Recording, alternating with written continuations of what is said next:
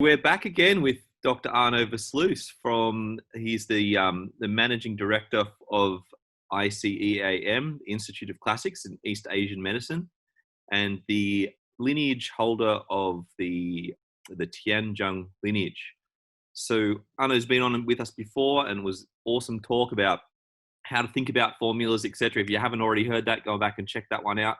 But Arnaud's here today just to talk a little bit more specifically about a formula. And I mentioned last time that it was an unusual formula that you chose when I asked you to give me some ideas on what you wanted to speak about, and you chose Gualo Chumaiwan and Juye Tang. Can you tell us a little bit about why you chose those formulas? I don't imagine people know how to use those formulas these days. Well, thanks again for having me on. More of a necessity thing since I get so tangential and I didn't really get to the point last time I was on. So, but I think I gave a little intro to that effect also last time, which is that I love foods of formulas. Personally, I believe that damage to the imperial fire is one of the great challenges to the longevity and the vitality of our patients, but also just the speeding up of this damage to the imperial fire is really a 21st century phenomenon, I think. And so I feel like with my patients in modern clinic, I always have to go there. I always have to go fix the imperial fire at some stage in the illness. It is rare that a patient does not at some point get put on a foods formula to fix the fire of Shaoyin. But the thing is also, because a lot of our patients, it's not as simple where they only use us for their healthcare. And they don't necessarily have perfect lifestyle. Not that we do per se, but maybe as herbalists, we're immediately putting ourselves on herbs if we, for whatever reason, transgress a little bit against some basic rules. But patients might not know that, and then so for long periods of time, they have certain lifestyle habits that might be conducive of certain illnesses, and so that would complicate the picture. So lifestyle, overwork, overthinking, not enough rest, exhaust the imperial fire faster than it should compared to the normal pace at which it weakens, which is inevitably just by virtue of aging. But also then all these other factors in their lifestyle complicate that picture. So you end up often having these pathologies where you know that underneath there's a young deficiency that you need to address. And you need to use foods, but then on the more superficial levels of the pathology, you have some heat signs. And so those heat signs, actually, sometimes there are conditions where it's a false heat, an absolute false heat, and you can indeed go straight down with the foods, and that heat will reabsorb into the interior and stop heating up the exterior. But that's kind of not necessarily the majority of cases. The majority of cases, it is a true heat, though of a deficient nature. It's not necessarily very strong or anything, but it is a degree of heat. And just going in with a hot formula to anchor the young is not enough. You have to use this principle of hanwen bingyong, which is the simultaneous use of hot and cold herbs. And that's why some of these formulas become highly applicable, because there is a selection of formulas in the Shanhan and the Jingui where you're using fuzi as the common herb to restore the imperial fire, but at the same time it's combined with some cooling herbs, and that's what makes these formulas so awesome, right? So cool, because they are very applicable in modern times, because they without having to build a new formula ourselves, or without having to somehow, kind of force some weird modification on top of our existing formulas. We once we study these formulas, we realize that these formulas fit those pictures right off the bat. We don't even have to make any modifications. And like last time we talked about how not making modifications is always a better strategy. Because then you have that proven track record of 1,800 years of clinical application. And so getting more familiar with these formulas, I think, is very important. Like I used that example last time also, you know, a student of mine might ask me, oh, hey, Arnaud, I have this patient, and, you know, very young deficient, but actually they have some lower burner damp heat, you know, and so I don't know, how do I get to the young deficiency? Because every time I cool the damp heat in the lower burner, it makes the young deficiency worse, so how do I fix this? And then I might say, well, there's actually formulas that are designed by Tian-Zeng that already exist that do that. You know, but because they're a little bit obscure, they're not the formulas that you're just going to learn in your regular courses at uni. You know, you'd have to study with somebody who is a bit more familiar with also the less frequently used prescriptions in that system, right? And that's kind of why I thought this would be a nice little topic to discuss. Now, I suggested doing Gualochumaiwan and Zhuye Tang as two representative formulas of having Fuzi to treat the core issue of the pathology, and then having some cooling herbs in the formula to treat some of that coexisting heat. But actually, I've kind of opened it up a bit more, and I'm going to talk about a few extra formulas beyond that all have Fuzi as the common theme, right? And I've mentioned some of them last time too, so I'll talk about Yi Fuzi Baijiang San, Da Huang Fuzi Tang. I'll talk about Huang Tutang, you know. So a few extra formulas that I want to, not Da Huang Fuzi Tang, Fuzi Xie Tang, you know, a few extra formulas where Fuzi is always in it, but there's some cooling going on at the same time. And I think they're just very useful, they're very effective, and it allows you to cut straight to the chase. It allows you to treat the core of the pathology, the constitution of the patient, as well as taking care of some superficial stuff. Fantastic. So please go ahead. Yeah. Yes, I mean, I guess I can just like jump right in. I've learned over the years not to with what I've prepared for today. So the first thing I want to say, pardon? That's hilarious. I just said I've learned over the years not to interrupt you, and then I did interrupt you, and then it stopped your flow. Well, plus then there's a lag on the conferencing software, so that's another issue. The one thing I want to first do is two little tidbits about Fuzi in relation to physiology, right? So first of all, Fuzi is an herb that will restore the imperial fire. So the imperial fire is the fire of the heart and the fire of the small intestine, right? So the organs that belong to the imperial fire are heart and small intestine. You know, that's a Xiao Yin Tai Yang pair, which of course then those two are paired with the other Xiao Yin Tai Yang pair, which is bladder and kidney. So that's truly the balance between fire and water in our body.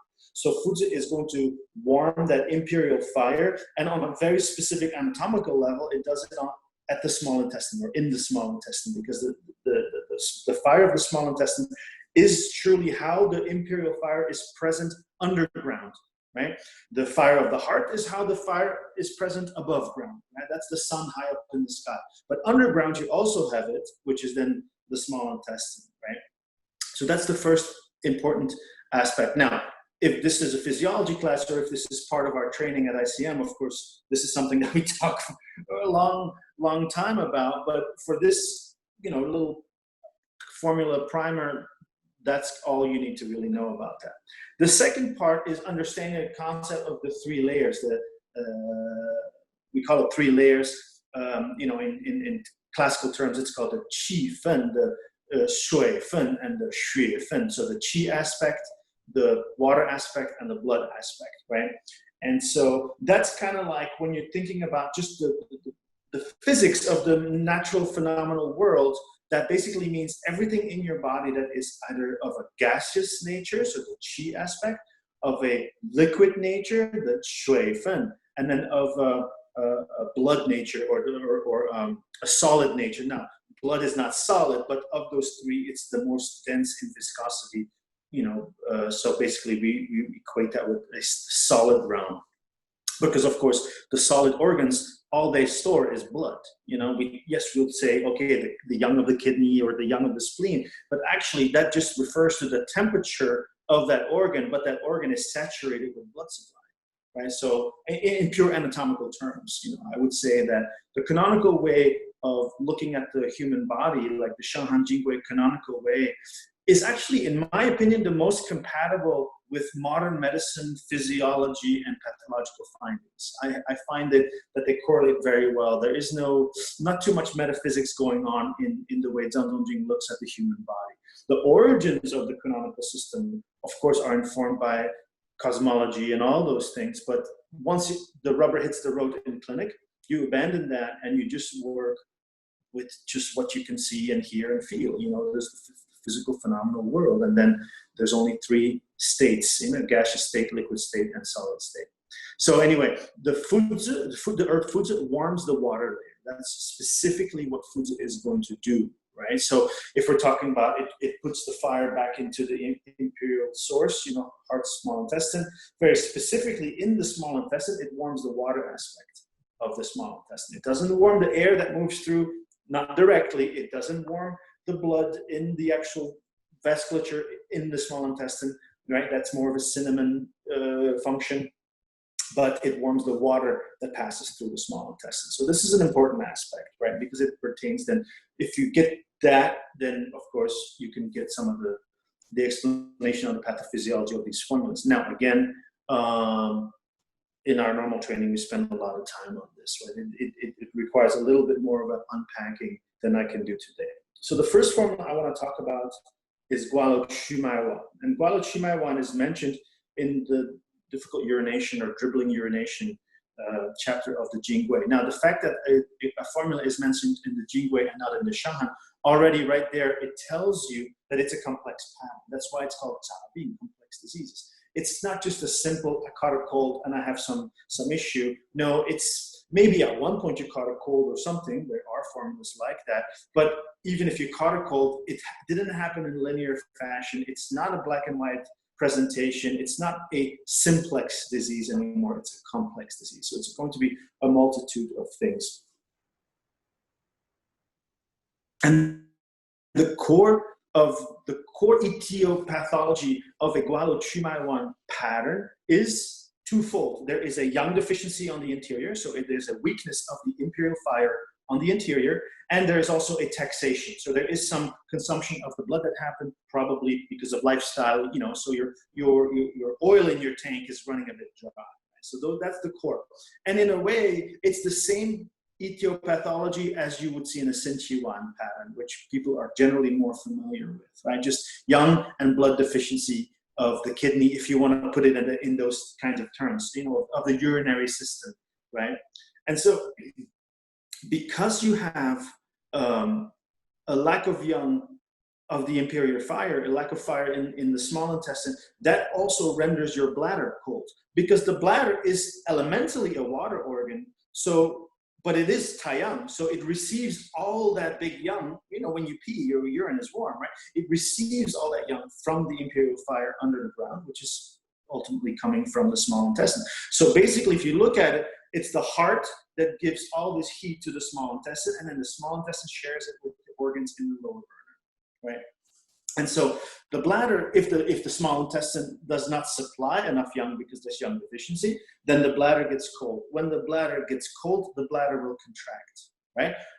Basic physics, any object when it's cold contracts. When it's hot, it expands. So the bladder contracts. So the actual bladder walls in a way contract, right? But inside, the bladder is a hollow organ. And it's a hollow organ of a high amount of yang. It's taiyang, right? So inside that bladder, now you have a trapped urine inside that bladder.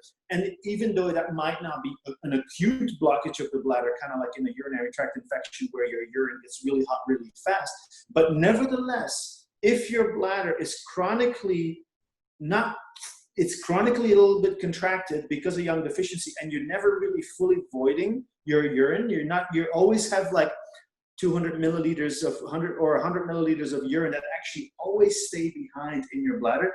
Even from a Western medicine point of view, those people are more prone to bladder infections, right? Because you have ultimately some bacteria that it's an environment that you can have bacteria in. And so ultimately the urine becomes more turbid, it becomes more dark, and it becomes more sticky. So now you have a situation where in a way you have a damp heat.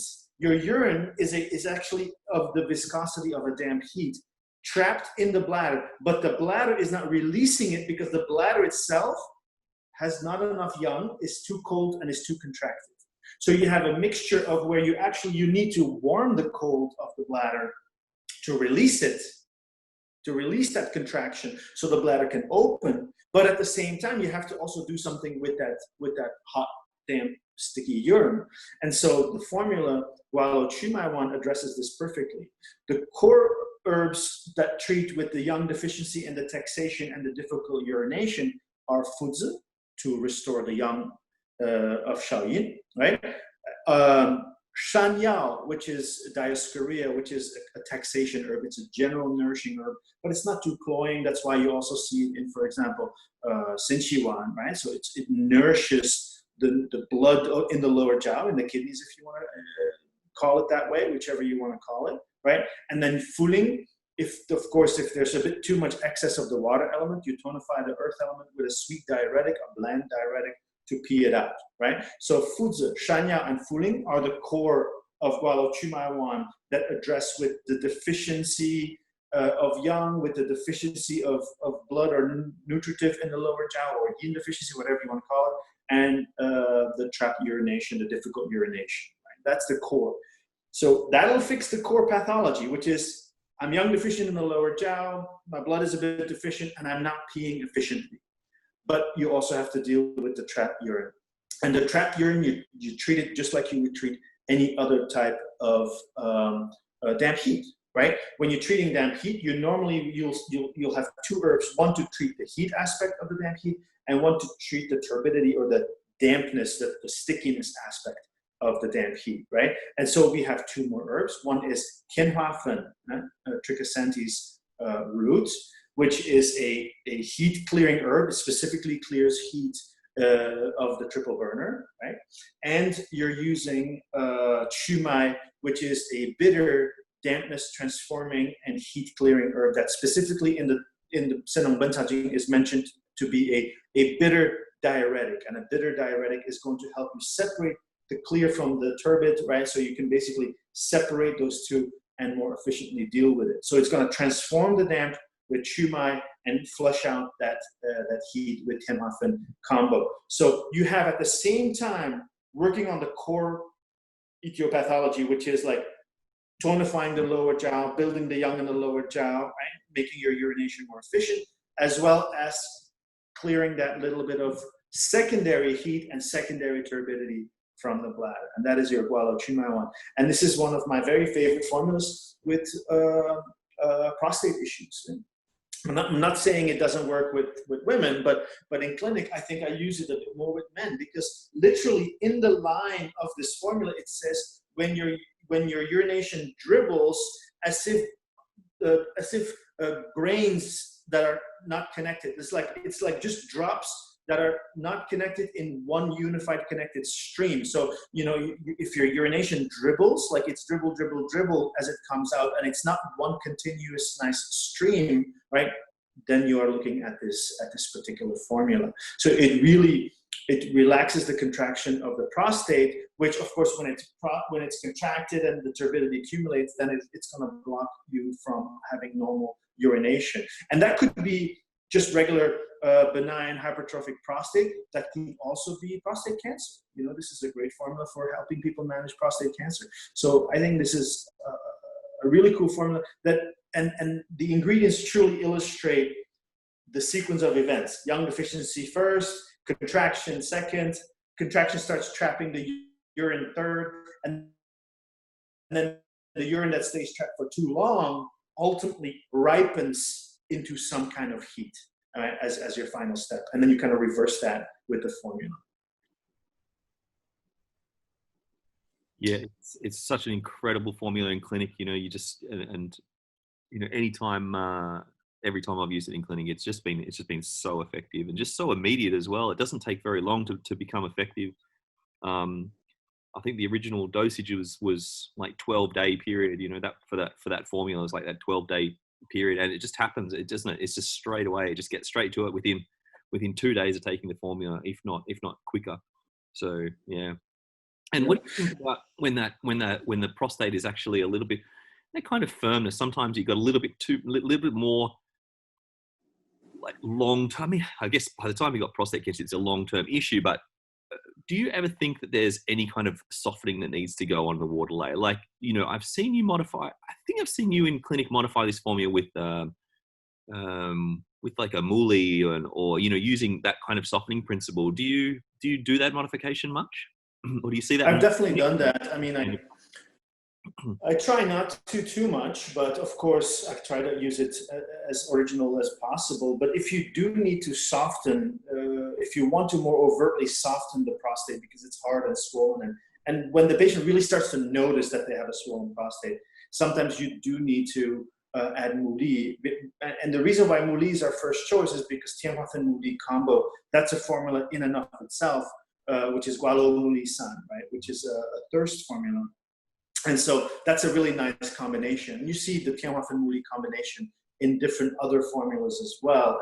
And also in our lineage, specifically Tian-Zeng muli is something we use a lot for lower back pain. So people who also have like lower back pain, tightness and contraction, you know, like the weak kidney, lower back pain, that kind of stuff, you can use actually the Tian-Zeng muli combo as well. So yes, Tian-Zeng muli combo is one of the ways that you can modify this formula to make it, it's a little less building, it's a little bit more reducing, but it will have a more softening effect. Of course, if there is need for more salt, then actually I wouldn't go straight to this formula. Then I actually use muli zhe san. But the way I use muli zhe san is because there's a couple herbs in there that I don't use. For example, su qi is not something I've ever seen my teacher use. I don't use it. I don't actually have access to it. Changshan is also, it's an anti-malarial herb. My teacher did use it, but I also don't really have access to that. Like, so I haven't really used it. So I'll use the muli zhe san twofold, either with substituting those herbs with fuzi. So it becomes still a fuzi formula, but with a lot more salt, because now you have muli, now you have zhe, now you have Tinglizi, muli zhe san, muli zhe Tinglizi. That's muli zhe. And haizao, of course. I'm thinking, like, there's one more salty herb in there. Haizao, so seaweed, right? So then it becomes a very salty formula, diuretic, but not through the mechanism of tonifying the earth to control the water, but just direct reduction of excess of the water element. So using a lot of salty flavors, right? But because I substitute with foods, I'm still working on the yang deficiency underneath.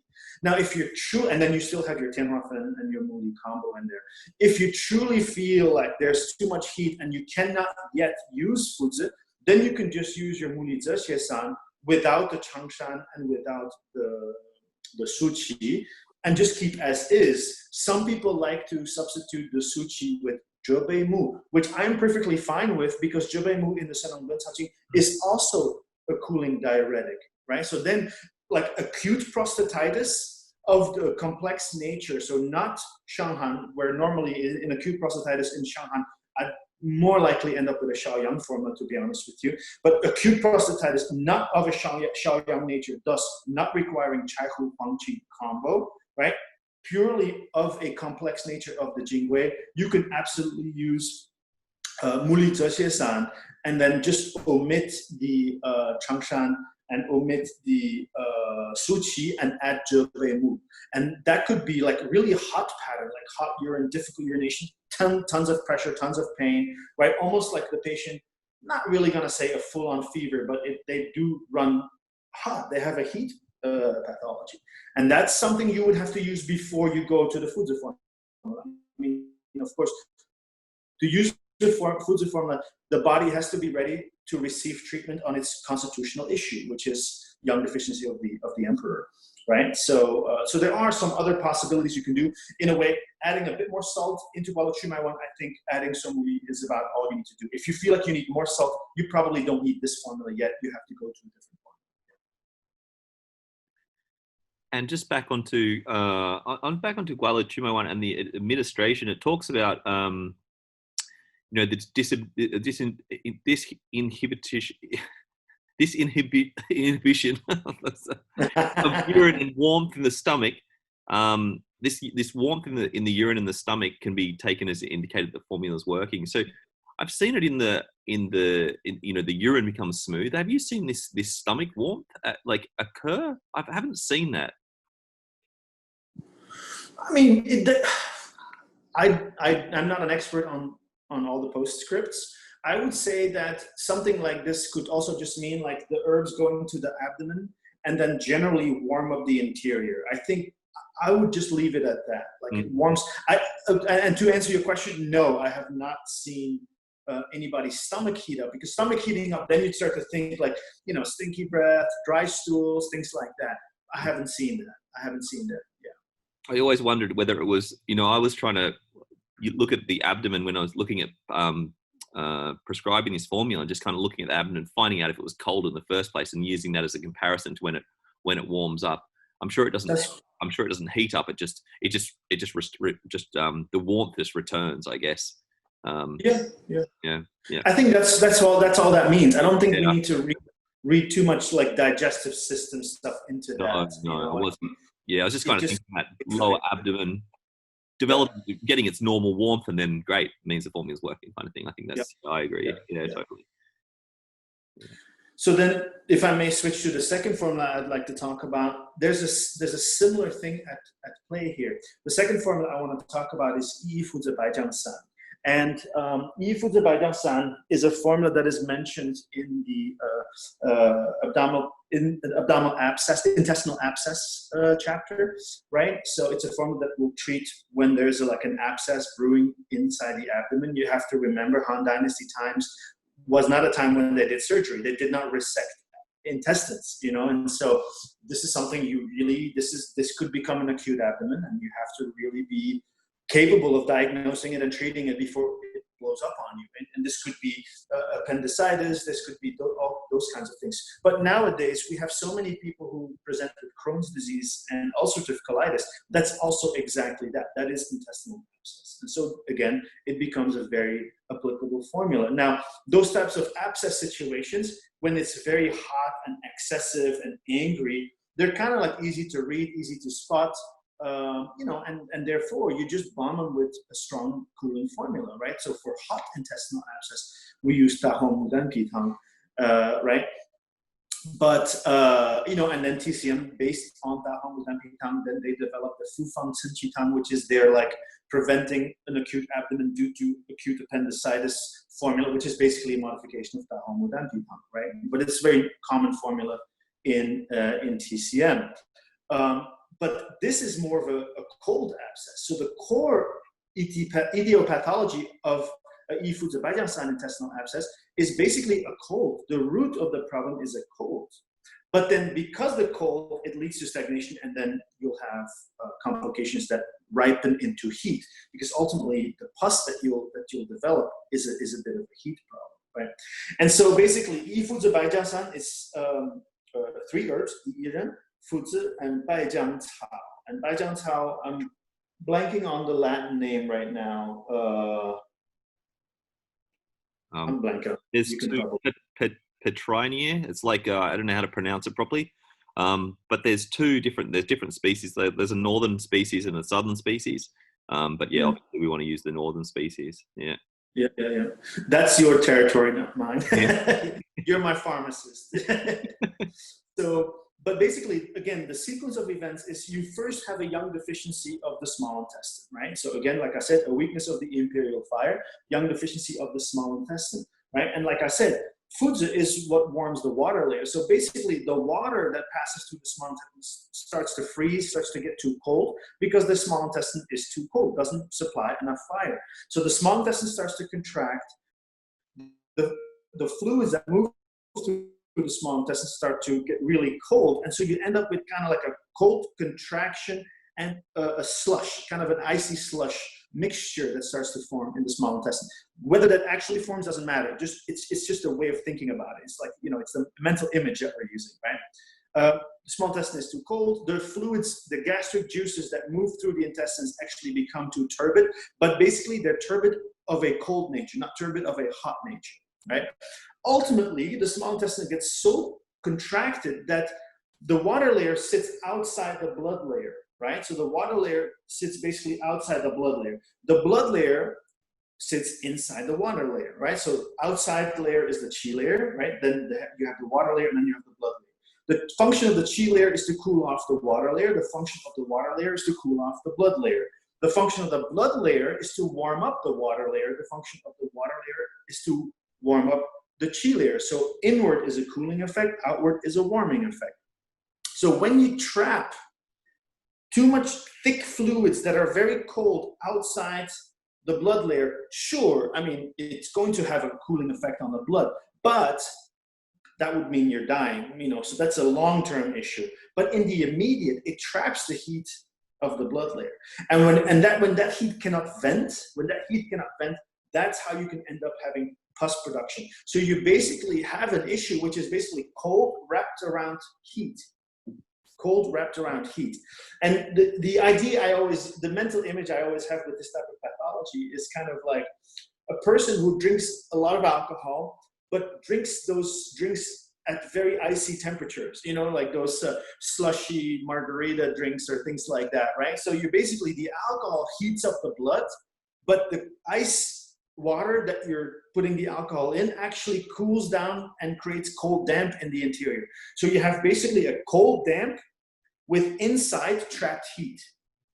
And so those types of abscesses, they take a long time to develop, because you don't just develop an abscess right away because of that, right? Because it's kind of, there's a kind of a mutual control thing going on. The cold kind of keeps the heat in check and vice versa. So it's developing slowly, but it is developing. And that's how people develop complications from long-term alcohol abuse, for example. You know, you can develop intestinal abscesses and things like that as well, right? Sepsis and those kinds of things, right? I'm not saying that everybody who gets those types of ulcerative problems is a drinker, and that's what, but I'm just using the example and the mental image that goes with those icy drinks, right? So basically, the young of the small intestine is too cold, so it contracts. Therefore, because it's too cold, it cannot warm up the fluids properly, which basically means that it's going to start getting really thick and turbid, so you kind of develop a cold damp situation. But that then traps the heat in the blood layer, and so the heat in the blood layer then it's not going to just fix that. You know, it's not going to just be enough to just, because otherwise every pathology could auto-regulate, self-regulate. That doesn't happen, and so it traps that heat, and then over time that develops into pus. It develops the blood that's trapped gets really hot, and it kind of starts to leak blood into the really sticky cold damp, and the mixture of damp or phlegm, if you want to call it, and blood, that's what ultimately we would need to call pus in Chinese medicine. That's kind of the decaying of tissues, right? So then the formula, the iren in the formula, is going to transform this turbid dampness. The fudze in the formula is going to treat the constitutional issue or the core issue, which is like warm up the deficiency of fire of the small intestine. And then the Baijiangcao is going to take that heat out of the intestinal issue. It's going to heal the abscess and take the heat that's trapped in the intestinal tissue, right? Basically, when you're thinking about, when your young is weak, it never stays in the fire position. It starts to cause problems in other positions. When young is strong, it stays nicely put in the fire position, right? But when young is weak, it doesn't stay in the fire position. So look at the previous one, the Gualo Chumaiwan, right? If young were strong, it would stay on fire position. But young is not strong, so what happens? It starts to travel and it hits what? It hits the metal position. In Gualo Chumaiwan, the metal position that gets hit is the lung, right? Because Tianhuafen is an herb that treats what? It treats thirst. It treats heat in the top, in the metal element, right? And when the metal element receives the weak floating young, then the urine that it produces, the water that the upper source of water produces, already is a bit too warm. And so ultimately, by the time that water reaches the bladder, that water is too warm. So you need to Tianhuafen Chumai to release it, to release that warm urine, right? Yifudze Baijiangsan, similar. The young is weak, doesn't stay in its proper fire position. Now the young of the small intestine starts to travel and it hits the metal. Now it hits which metal? It hits metal large intestine. And so when it hits the metal large intestine, in the same way that the lung is the fragile organ, the metal large intestine is also fragile, and it gets hit with this fire and it will burn. And so the weak young basically burns holes in the tissue of the large intestine. It causes ulceration in the colon, and it could be anywhere in the colon. It could be as near to the small intestine as the ileocecal valve, could be as far away from the small intestine as the actual rectum, so it could anywhere in, ascending colon, transverse colon, descending colon, rectum, anywhere in that whole distance, you could have ulceration, and it could still fit this pathology. So Yi-Fu-Zi-Bai-Jiang-San, very good formula in my opinion. I use it a lot for Crohn's disease, ulcerative colitis. I think if I give one example, that is my top example for that. Yeah, definitely those acute ulcerative, not the more chronic ulcerative colitis and Crohn's disease. It's so fantastic. But I've got that formula to me. It changed my life because I had an appendicitis and it had just ruptured.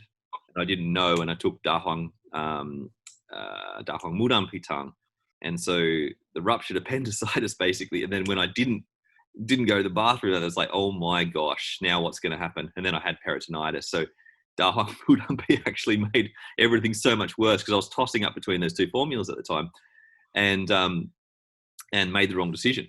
And on myself, fortunately, not on my patient or anything. And then, ended up in hospital, peritonitis, almost died, gangrene under the liver, all that stuff.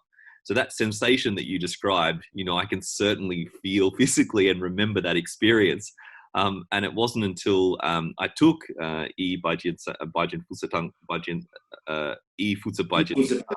that, and I took it, the Han Dynasty dose, and took it as one thing, and it just this is after returning from hospital, and it just totally changed my recovery. Absolutely, just shifted my recovery to the next level. I was still on my way out, and then all of a sudden, it was just such a miracle.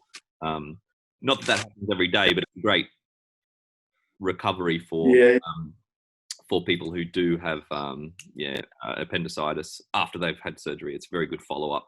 But I think, like you mentioned, ulcerative colitis and Crohn's disease as something we see much more often. Yeah, and there's people who use it for skin problems also. I mean, because embryologically speaking, lung, large intestine, skin, it's all part of the same system, embryologically speaking. So if you want to use it for skin problems, it's also perfectly fine. I have a few cases. I don't see a whole lot of skin cases,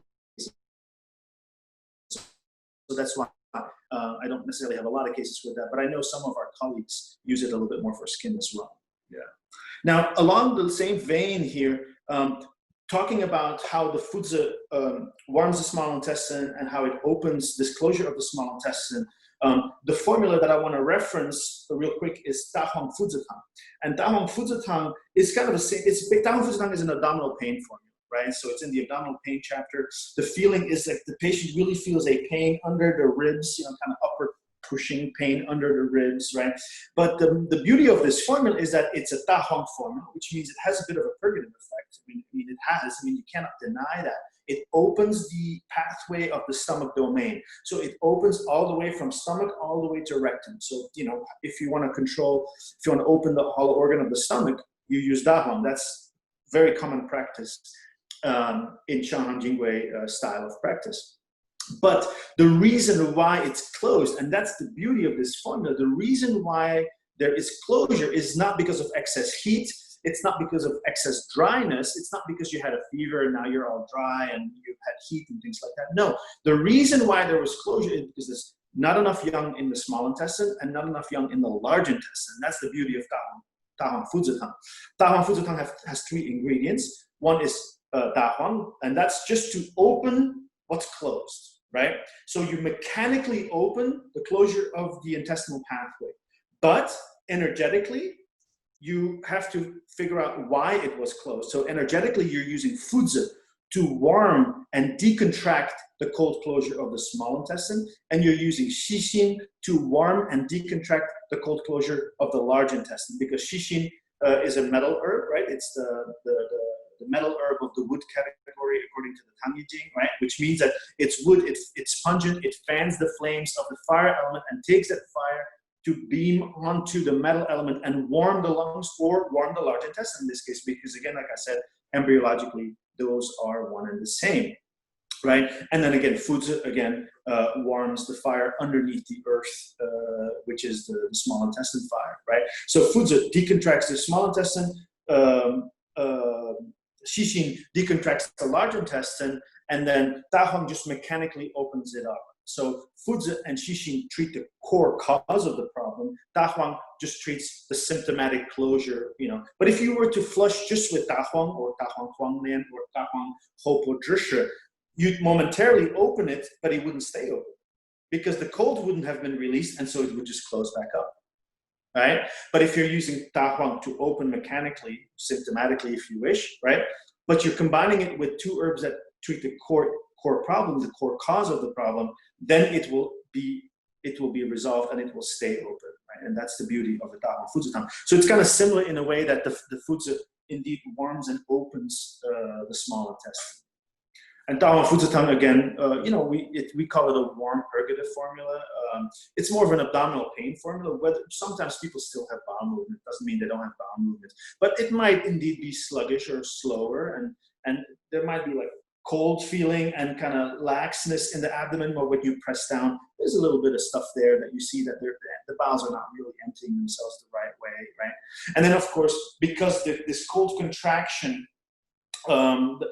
if the fire element is weak in this case, and the metal element is weak as well, then actually your intestines are really cold, right? And when the intestines are cold, you have a bad mixing of liquids and gases. So you have a lot of cold air that will stay trapped in the transverse colon. So you have like a lot of buoyancy actually in your transverse colon. So an upper pushing under the diaphragm, under the ribs, right?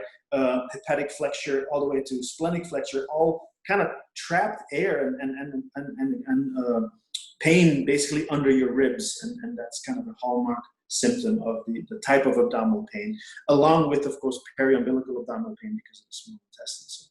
So it's also a great formula. Again, it's a formula I don't use as often because for some reason, the majority of my patients have looser bowels rather than a sluggish bowel. But, you know, I think that still is similar to the formula I was just talking about. The next formula I'd like to jump to is Huang Tutang. Huang Tutang, it's a bleeding formula. It's in the downward bleeding chapter in the Jingwei, right? It's also a Fuzi formula. Very specifically, when you're looking at how Zhang Jing in the Jingwei explains intestinal bleeding, he has two possibilities. One is called near bleeding, one is called distant bleeding. Near bleeding means the blood is coming from an area near the exit, near the rectum. Distant bleeding means it's coming from much higher up in the digestive tract, right? And so the formula that we use for near bleeding is Chishado Dangwei-san. So you're using Chishado to cool the heat of the small intestine versus if it's distant bleeding from higher up, means closer to the small intestine, you're going to use a Fuzi formula to warm the small intestine. And then specifically, this formula is called Huang Tutang. So basically, the core presentation of a Huang Tutang patient is, again, young deficiency of the small intestine, internal cold, lack of imperial fire underneath the earth. When underground there's not enough imperial fire, then of course you're going to have the issue of the earth indeed not being very well constructed. So there's a tendency to have looser stools because if you don't have much fire in your small intestine, your stomach has a hard time staying dry, and you need stomach dryness to balance out your spleen damage. So that's one thing. The second thing, though, because this patient, it's a complex disease, right? It's not just a simple Tang, right? Which would be similar but not the same. This is complexity. So there is a little bit of blood deficiency in the picture, some what we like to call dry blood in the picture, right? So what happens if you have a young deficiency, but your blood is also a bit weak, or you're nutritive, if you want to put it that way, is that that young is much more likely to float. And when young floats away from weak blood, then inside the blood, you have less young. How does the body prevent the blood from just falling out of your body? Like because they're inside the blood, there is young. Now you have to have young inside the blood. If you don't have enough young inside the blood, then the blood is not anchored and you lose it. It's the same, it's basic yin-yang dynamics, right? If you don't have yang inside your yin, you'll lose your yin. If you don't have yin wrapping itself around your yang, you'll lose your yang. So if yin doesn't wrap itself around the yang will float out through the top, it will fly away. If yang does not anchor itself inside the yin, then the yin will fall down and you'll also lose that yin. So this is where you have a situation of yang deficiency that is not contained inside the blood, so resulting in losing the blood. The blood just collapses downward and falls out of the digestive tract, right? So then the formula that we have is called Huang Tutang, and the core herb again is Fuzi. It's a Fuzi formula because it reestablishes, it anchors the yang back in the small intestine. And remember, the small intestine is Taiyang. It's the hand Taiyang small intestine. And Taiyang is lots of blood, little qi. So blood physiology is an extremely important aspect of small intestine physiology, right? So if the yang of the small intestine is weak, it'll have a direct impact on the blood, right? And so then we use Fulonggan to kind of like stabilize the blood. Now, Fulonggan is the dirt from inside the hearth, right? Nowadays, I personally substitute it with Chishiju just because, you know, I use granules with my patients and I don't have Fulonggan granules. But basically, it just means it's the ash mixed with the dirt that was inside the fireplace, inside the hearth, right? And so that basically what it does is it stops bleeding and it stabilizes the blood from leaving through the intestines, right? Now I use Chishiju, which has a bit more effect also on just controlling diarrhea. It's not only because that's a clay, it's a kaolin, right? So it has more diarrhea controlling. It's not only bleeding controlling, but it works just fine. And then we have the next set of herbs is Shengdi and Ejiao, right? And Shengdi and Ejiao by Zhang Dongjing are always used to replenish blood, right? If we in our system use Renshen to replenish body fluids because you were sweating too much, peeing too much, vomiting too much diarrhea, right? Renshen replenishes body fluids just like a glucose IV replenishes body fluids. Shengdi and Ejiao replenishes blood that you lost, right? And so that's like a blood transfusion, but using herbs, right? Because those days they didn't have blood transfusion, right? So yang deficiency, you need to stabilize the blood, right? Because you've lost blood, you're now anemic in a way. Like I'm not saying it's always in absolute terms, but when you have ulcerative colitis patients who've had it for a long time, chances are very high that they are borderline anemic or are actually anemic, right? And so Shengdi, Huang, and Ejiao combo are going to replenish the blood. And then you have two kind of nifty combos, nifty herbs also. One is Huangqin, Scutellaria, and one is Baiju, Atractylodes. And so the Huangqin is interesting because this formula is actually a Fuzi and Huangqin combo formula, and there aren't many of those, right? Another one is Fuzi Xie-Xi-Tang, right? And so what it means is that you are warming the imperial fire at the same time that you are slightly tempering and cooling the ministerial fire. And what does ministerial fire mean? Ministerial fire means that when the imperial fire is weak and therefore no longer descending, that's one thing, right? If then there's a reversal that happens and it starts to ascend, then actually that means the fire is no longer acting in imperial fashion, it's now acting in ministerial fashion, right? And so this yang is really weak, it's hitting the metal, it's causing diarrhea, this yang is not staying down and descending to where it should be because the blood is too weak, it's not holding on to the yang is going up, right? So the little bit of Huangqin in the formula actually kind of moderates the yang, kind of the floating yang, the weak yang from rising, which is quite brilliant. And then you have the one herb Baiju just to transform the dampness, because when the fire underneath the earth is weak, inevitably the earth gets more cold and more damp. But the core problem here is a lower jaw problem, so you're not using ginger.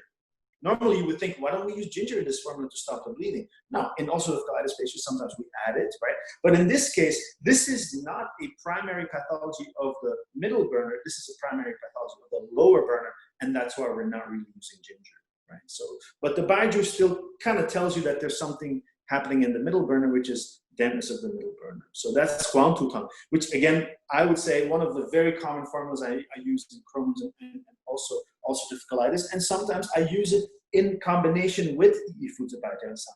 I'll do Huang Tutang if there's a lot of blood in their excretions, right? So I'll use Huang Tutang with Yiren and Baijiang Cao together, and really works fantastic. I have a lot of those kinds of patients because I tend to treat a lot of autoimmune disease. Yeah. So that's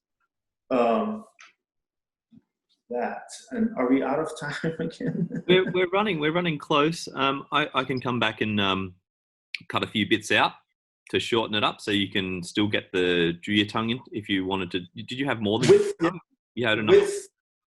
I was just trying to think, like, with the, because last time, the material we did last time, we went way over. So is there a way to kind of cut it into 3? Is it too much? Yeah, we'll have to. Because then I can finish what I've prepared. Oh, I see. Well, it's just where we start and where we finish. So I'll probably cut the first one into 2, and this one I'll try to get into 1. That's okay. But I reckon if you do this, if you want to keep going with this one, it's totally fine. And then I'll go back and cut out little bits. You know what? I'll just record it. You'll have it, and you do with it what sounds awesome. Yeah, do that. Let's not worry about it. Yeah. Because we're almost there, but we'll worry about it later. Don't worry. Yeah. Yeah, exactly. So we're talking about basically. I mentioned the Fuzi Huangqin combo, right? So Huang Tutang is one of the few formulas that are Fuzi Huangqin combo formulas. And so the other one, which is a little bit more known, is of course Fuzi Xie Tang, right? Fuzi Xie Tang. And with Fuzi Xie Tang, I'm going to mention two other formulas as well. The Fuzi Xie Tang pathology, the way to understand the etiology of Fuzi Xie Tang is that basically you have a constitutional issue and you have an added complication. That's really what you're looking at, right? The constitutional issue being you have yang deficiency. The patient is, generally speaking, a yang deficient patient. A yang deficiency of what, Arnaud? Of the lung? Of the spleen? No. A yang deficiency of the imperial five of heart, small intestine, right? And whatever complications that brings along with it, which means, as we've seen, the bladder is affected, the kidney is affected. So basically, yang deficiency constitution. And in Fuzi Xie Tang, you have a yang deficiency constitution patient who was wrongfully purged. So the doctor gave a formula that really attacked the stomach, the middle jiao, like, because they thought, oh, this is like some febrile disease. This patient has a febrile disease, they have a fever. But I think I need to use a purgative, so they gave them a purgative. But this was not a purgative case. So now they have a glomus and a stuckness in the center and pain in the abdomen, and, right, because they were given a purgative formula, but they're also a yang deficiency patient. And so that's what Fuzi Xie Tang really is. So the purgative causes things to collapse into the stomach and get stuck there. The purgative wasn't strong enough. It was just purged once. It wasn't like you purge it, oh no, and then you purge it again. Oh my God, and you purge it again. We have lines like that, right? Those become zhizi patterns, or it becomes pure deficiencies, like, for example, guizhi ren tang, right? Those do exist, but that's not what this was. This was purged once, boom. It was strong enough to pull things into the interior, but it wasn't strong enough to actually flush it all out again. So now it's stuck in the stomach. So actually, you would think, like, well, you wrongfully purged it.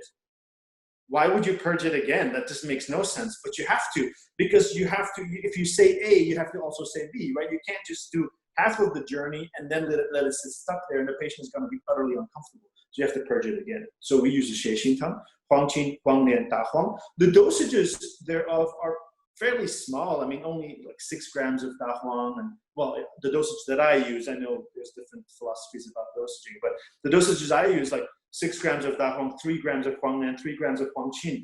It's mostly relying on the bitter downward. It's not so much wanting too much of cooling, but a little bit, you know, don't get me wrong. And then we add 1 piece of food. So basically, the patient's constitution was very yang deficient, but now we have to purge them, but we want to protect their constitution. And how do we know that their constitution is deficient? Is because in the line it says that this is a patient who was purged. They have a glomus, but they also have aversion to cold. Normally, a patient who's not that deficient is not going to have that aversion to cold. And they have aversion to cold, but their surface is open. How do I know the surface is open?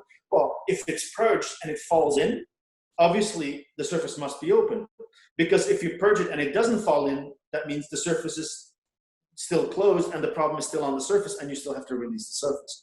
But if you purge it and it did fall in, it means it's no longer a closed surface, so the surface is open. So when a person has aversion to cold with an open surface in the Shanghai lines, that's always a yang deficiency of the interior. That's always a Fuzi pattern. Closed surface with cold aversion, that's, you need to release the surface, Guizhi Ma Huang combo.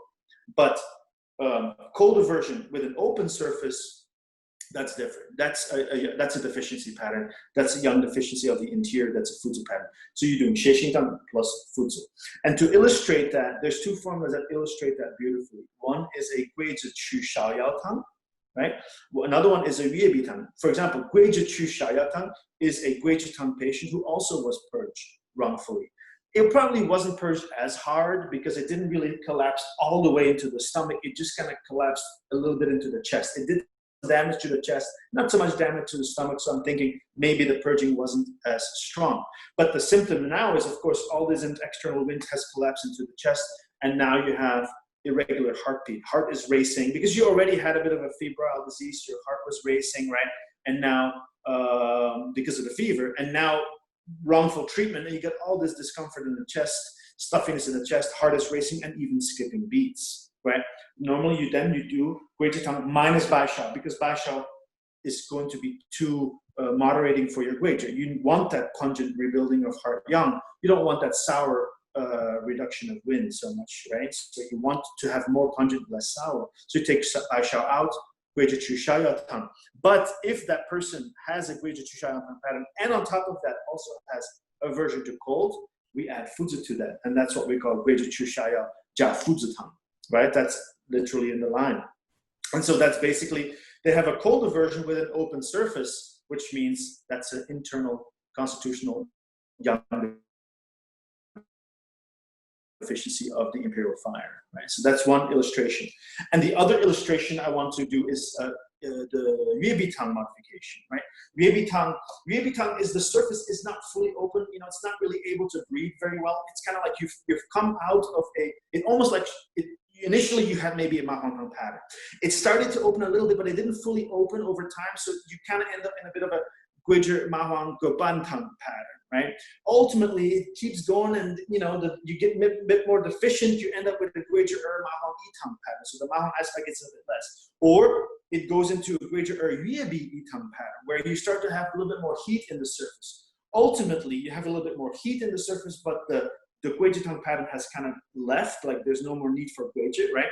But now the surface, it's still trapped. There still is trapped heat in the surface, right? You're not really, your lungs are not really breathing, your pores are not really properly opening, and then you need to go to Yuebi Tang, right? In those situations, we use those formulas a lot for fluid stagnation issues, where you have like superficial swelling because the lungs are not really able to open, like you're not lifting your finger from the pipette, so the fluids cannot descend properly.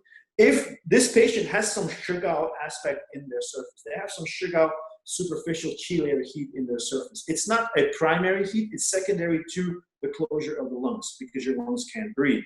And when you close off a hollow space, that hollow space ultimately gets stuffed and hot. But this patient also has aversion to cold. That aversion to cold is not a Ma Huang Guizhi, is not a need for Guizhi with your Ma Huang. That aversion to cold is due to the internal yang deficiency. And that's when we do Yuebi Tang plus Fuzi. And that's literally in the postscript of that line in the text. And so that's the only place where you can find a textual reference allowing you to combine Fuzi with Shigao. It's absolutely brilliant to make Fuzi Shigao combos. I mean, it's just no other way to do it other than doing Yuebi Tang plus Fuzi. Now you may say, Arnaud, it's a free country, you can do whatever you want. Yeah, but we self-restrict. We have certain rules that we follow here. We don't just make up formulas and prescriptions. You know, we have to have textual evidence that approves of it. So this is textual evidence that you have Fuzi and Shigao combo possibilities, which is quite brilliant. You know, same thing. So I use these two examples to illustrate the aversion to cold with an open surface that has a Fuzi pattern. Right? That's what I wanted to illustrate. Right? And then the last formula I wanted to talk about today, and again, I'm taking up too much of your time, but I hope your audience will at least enjoy it, is Zhuye Tang. right? And Juye Tang, the name alone, it's like Juye, right? I mean, we only use that to clear heat, right? I mean, Juye Shigao Tang, you think about it for after major febrile illness has resolved, now you're like shortness of breath and lack of qi, and you're really tired and you've burnt up so much yin and so forth, right? So Juye Tang, you think of heat. And of course, there is a heat issue. I mean, it's a postpartum formula. It's a patient who has just delivered a baby. And in that neonatal time frame, they catch a wind.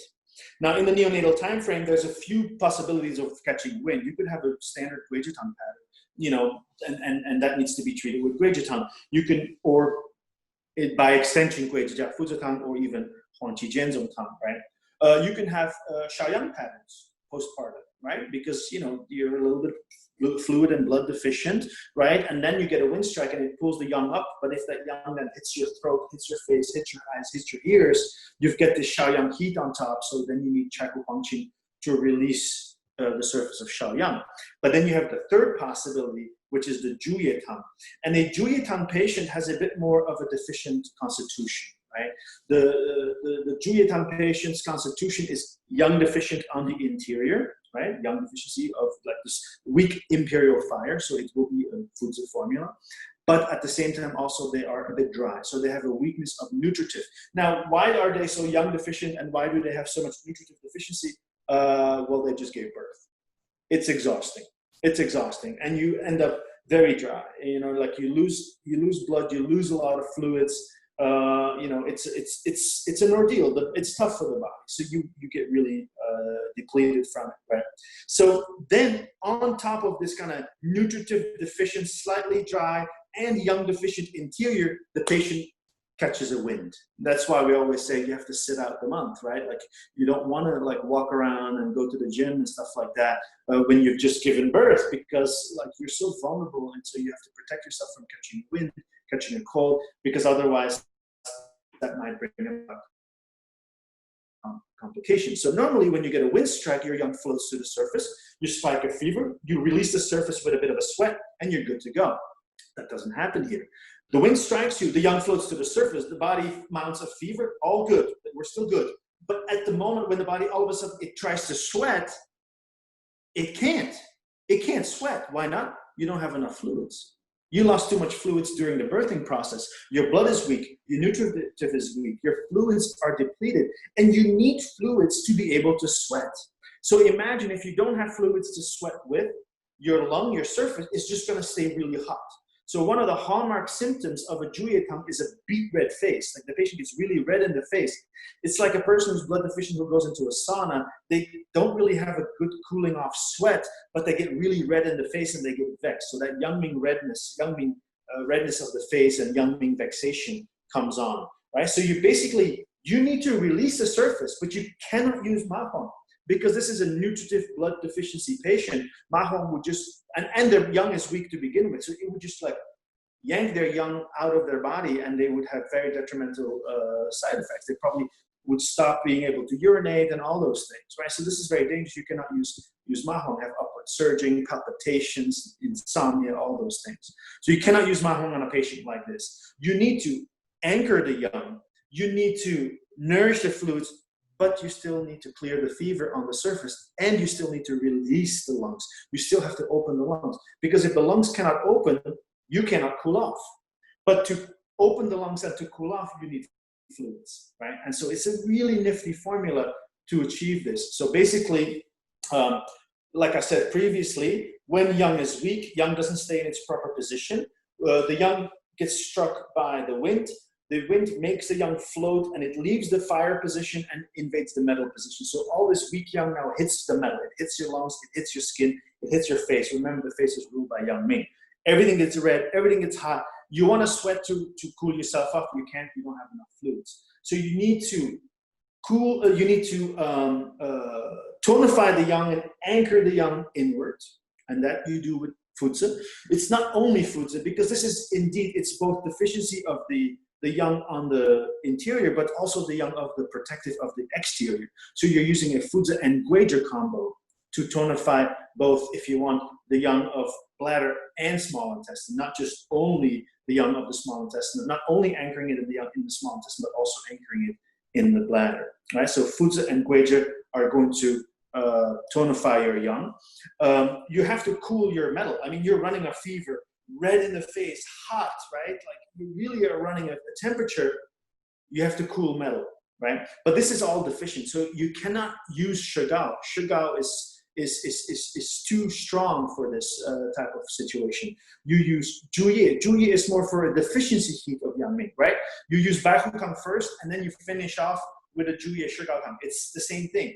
Here, you know, the heat is, it's more deficient nature. It's floating yang rather than actual excess heat of yangming. So you don't use shigao to cool your yangming. You're using gegen and juye.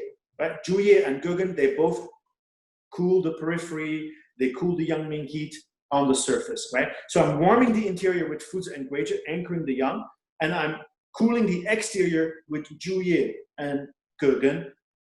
But then I still have to release the surface, which means I have to open my pores. But I cannot use mahong to open the pores. So then to open my pores, I use fangfeng and jiegeng. And this is so brilliant because fangfeng and jiegeng are actually, fangfeng, it's a surface releasing herb, but it's a buffering herb. It buffers you against wind because it's sweet in nature. It doesn't actually take anything away from you. It doesn't actually deplete you. It's a sweet, moderating herb, right? And then, of course, jiegeng, we even use it in Shaoyin disease. Jiegeng, as we know, it's a pungent herb, which means it's a pungent moistening herb. It'll take some of your kidney water from the water element, and it'll bring it and perfuse it into the metal element, right? That's why we use it for dry throat in Shaoyin disease, for example, in combination with fuzi, which is exactly what we're doing here as well. And the fangfeng jiegeng combo to release a deficient surface, this formula here is the precursor of all the Song Dynasty formulas that ultimately shied away from Ma Huang Guizhi combo to open the surface and started moving into fangfeng jiegeng, jingjie, qianghuo, and those kinds of things, right? That became really like, okay, the patients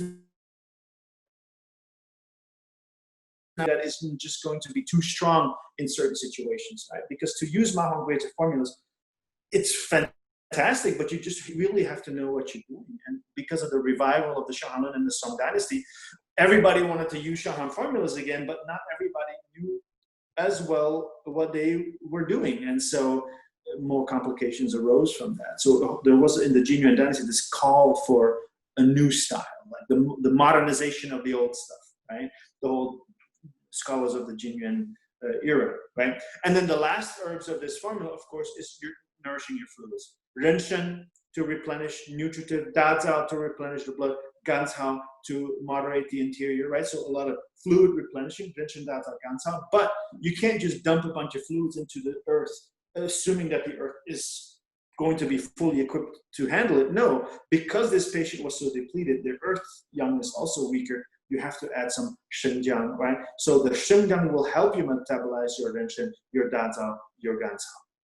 So then you have renshen, dazao, ganzhao. So basically, this formula is brilliant. Juye gegen cooling yang ming, right?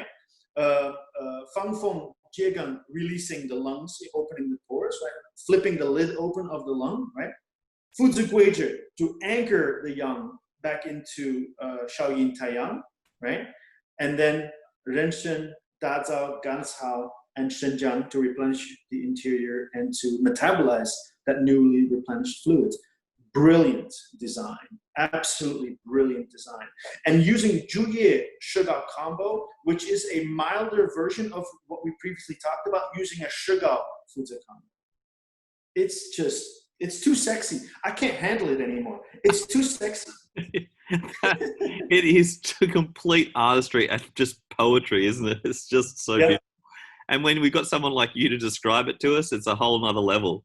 You know, like it's a pleasure asking you about a formula, Arnaud, because, you know, you use one formula to illustrate another formula to illustrate another formula and so on and so forth, you know. So I was originally thinking it might be dangerous to ask him about a formula because otherwise this will happen. But of course, it's been amazing that it has happened. So, and look, it just illustrates, you know, your level of knowledge and as a formulicist and you know, your level of understanding of this formula architecture. It's such a pleasure to have you in our community, in our profession. It's such a, I'm so grateful. So I obviously, Well, thank you. So for all the people that haven't done Arnaud's training and that really, obviously I can't recommend it any more highly than anything else on the planet. But for those of you, for the people who are listening that want to get involved, what's the best way? Through your website or, yeah, go to the website. Yeah, online. ICEAM.org. Like I'm bad at self promotion. I honestly believe that whoever is out there who has some type of karmic connection with this material, they'll find us, they'll track us down, and somehow our paths will cross. And currently, live seminars are not happening because of the COVID situation, but hopefully we can return to live seminars before too long. But we have an online training, and so yeah, ICEAM.org. Send us an email, check out the website, find us on Facebook, stuff like that. There's always something going on with you guys, and it's just awesome. All around the world, it's always something happening, and it's a pleasure. We'll put all the details in the notes below. Sure. Thank you so much for your time. Much appreciated. Thanks, Simon. All right. It's been awesome. Thank you so much, and thanks for having me talk to your audience. Of course. Thank you, sir.